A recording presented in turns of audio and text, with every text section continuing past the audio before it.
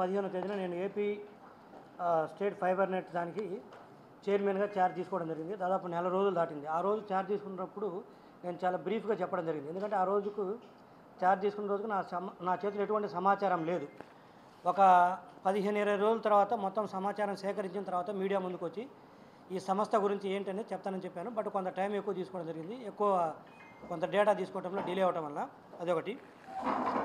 రెండోది వచ్చేసి మనందరికీ తెలిసింది, ఈ సంస్థ 2015 అక్టోబర్లో నాడు ముఖ్యమంత్రిగా ఉన్నటువంటి శ్రీ నారా చంద్రబాబు నాయుడు గారు స్థాపించడం జరిగింది వారి ఆధ్వర్యంలో.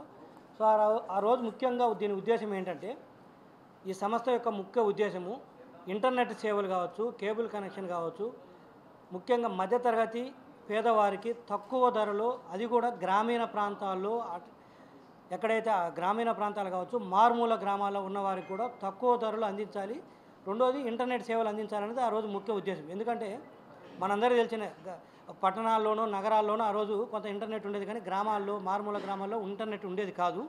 ఒకవేళ వాళ్ళు ఏదైనా తీసుకోవాలన్నా కూడా, ఏదో మొబైల్ ద్వారా తీసుకోవాలన్నా కూడా అది కాస్ట్లీగా ఉండేది.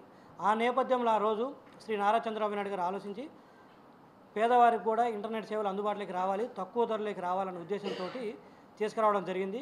వారు ఏదైతే భవిష్యత్తును ఊహించి ఆ రోజు దీన్ని తీసుకొచ్చారో మనందరికీ కూడా తెలిసిందే. 2020-2021లో కరోనా టైం అప్పుడు కూడా ఏది వర్క్ ఫ్రమ్ హోమ్ చేయడానికి ఆ రోజు కరోనా టైంలో ఆ రోజు 2015 అక్టోబర్లో తీసుకున్న నిర్ణయం, తర్వాత ఫైబర్ నెట్ ఎస్టాబ్లిష్ చేయడము, దాదాపు స్టేట్ గవర్నమెంట్ తరఫున 24,000 కిలోమీటర్లు ప్రతి గ్రామానికి కూడా అందుబాటులోకి వచ్చేటట్టు ఇంటర్నెట్ కానీ కేబుల్ కానీ, ముఖ్యంగా ఇంటర్నెట్ సేవలు వచ్చేటట్టు ఆ రోజు కేబుల్ చేయడం, తద్వారా దాని ఫలాలు కూడా ప్రజలు ఆ రోజు అనుభవించడం జరిగింది.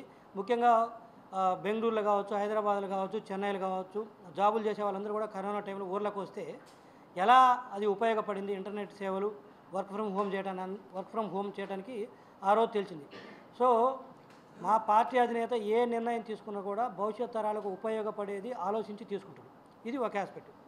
అయితే ఆ రోజు తీసుకున్న తర్వాత 2016 నుంచి దానికి సంబంధించిన కేబుల్స్ వేయటం కావచ్చు, మొత్తం దానికి సంబంధించిన ప్రాజెక్ట్స్ అంతా ఇంప్లిమెంట్ అయిన తర్వాత 2019కి టీడీపీ పార్టీ దిగిపోయటానికి 10 లక్షల కనెక్షన్స్ తోటి సబ్స్క్రైబర్స్ ఉండటం జరిగింది, ఏది ఏపీ ఫైబర్ నెట్కి. ఆ తర్వాత 2019 నుంచి 24 మొన్నటి చూసేట్లకి ఈ రోజున్న కనెక్షన్స్ ఎన్నాయంటే 5 లక్షల కనెక్షన్స్.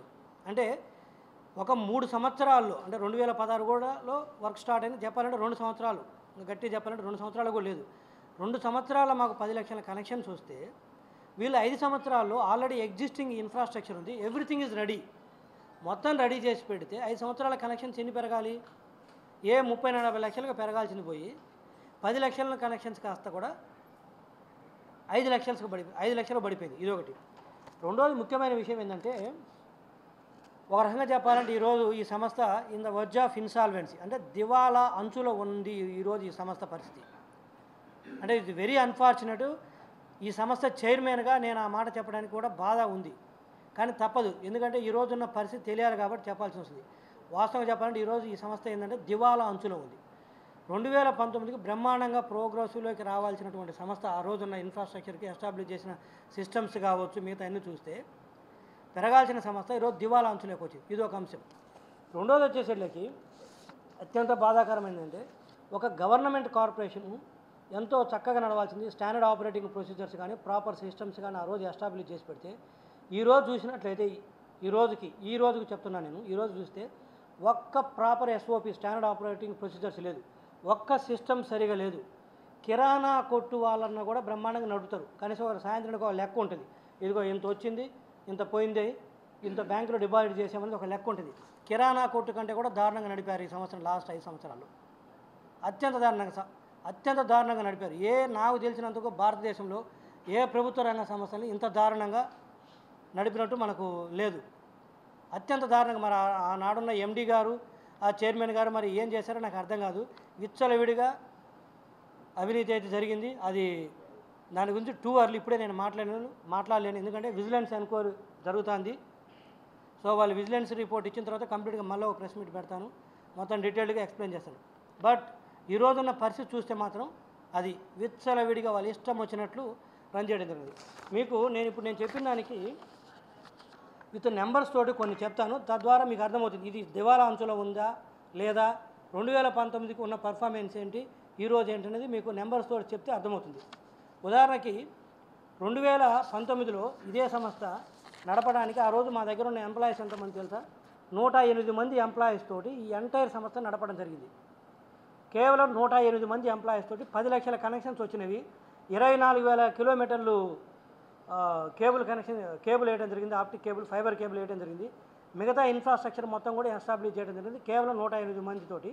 దానికి ఆ రోజు మేము ఎంప్లాయీస్ మీద పెడుతున్న ఖర్చు అంటే వేజ్ బిల్ అంటారు, వాట్ ఎవర్ శాలరీ మంత్కి అయితే ఉన్న ఖర్చు అని తెలిసినప్పుడు 2019 దిగిపోయడానికి 40 లక్షల రూపాయలు. 108 మంది ఎంప్లాయీస్ తోటి 40 లక్షలు మంత్లీ శాలరీస్ తోటి నడిపిన మా సంస్థని. అప్పటికి 10 లక్షల కనెక్షన్స్ బ్రహ్మాండంగా ఇంటర్నెట్ సేవలో కానీ ఎటువంటి అంతరాయం ఉండేది కాదు.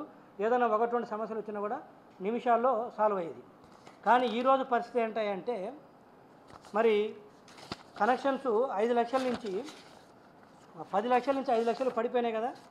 అంటే ఎక్కడ కూడా ఇందాక నేను చెప్పాను సంస్థ దివాలా అంచులకు వచ్చింది. 10 లక్షలు ఉన్న కనెక్షన్స్ 5 లక్షలకు పడిపోయినాయి. ఎక్కడికెక్కడ కేబుల్లు తీసుకెళ్ళిపోయారు. ఇంకా సరే అదంతా థెఫ్ట్ ఫ్రాడ్ మన తర్వాత మాట్లాడుతాం. అయితే ఈరోజు ఎంప్లాయీస్ ఎంతమంది ఉందో తెలుసా? వీళ్ళు గవర్నమెంట్ మారడానికి 1363 మంది. ఆ రోజు 2019లో 108 మంది ఎంప్లాయీస్ ఉంటే ఈరోజు 1363 మంది ఎంప్లాయీస్ తోటి నెలకు 4 కోట్ల శాలరీస్. మేము ఆ రోజు ఇచ్చింది 40 లక్షలు. 108 మంది ఎంప్లాయీస్కి 40 లక్షలు శాలరీస్ ఇస్తే ఈరోజు 1363 మందికి 4 కోట్ల శాలరీస్. పోనీ 40 లక్షల నుంచి 4 కోట్లకు శాలరీస్ పెరిగితే అంటే 10 రెట్లు పెరిగింది దాదాపు, అంతే కదా. 10 రెట్లు పెరిగితే బిజినెస్ ఎంత పెరగాలి? 5 లక్షలు 10 లక్షలు ఉన్న కనెక్షన్స్ ఆ రోజు 1 కోటి కనెక్షన్స్ అవ్వాలి. సమస్యలు కూడా 10 రెట్లు తగ్గాలి ఇంతమంది ఎంప్లాయీస్ని పెంచి ఇంత ఖర్చు పెట్టినందుకు. కానీ ఈరోజు పరిస్థితి ఏంటి? 10 లక్షల కనెక్షన్స్ 1 కోటి కనెక్షన్స్ అవ్వాల్సింది పోయి ఈరోజు 10 లక్షల కనెక్షన్స్ 5 లక్షలకు వచ్చింది. ఇదే సంస్థ ఇండియాలో నెంబర్ 1 అవ్వాల్సిన సంస్థ దివాలా అంచులకు వచ్చింది. ఏది ఇంత ఖర్చు పెట్టి 1363 మంది ఎంప్లాయీస్ని పెట్టి 4 కోట్లు మంత్లీ శాలరీస్ ఇస్తూ దివాలా అంచులకు చేసుకొచ్చారు. కనెక్షన్స్ పెరగలేదు. అన్నిటికీ మించి కేబుల్ ఆపరేటర్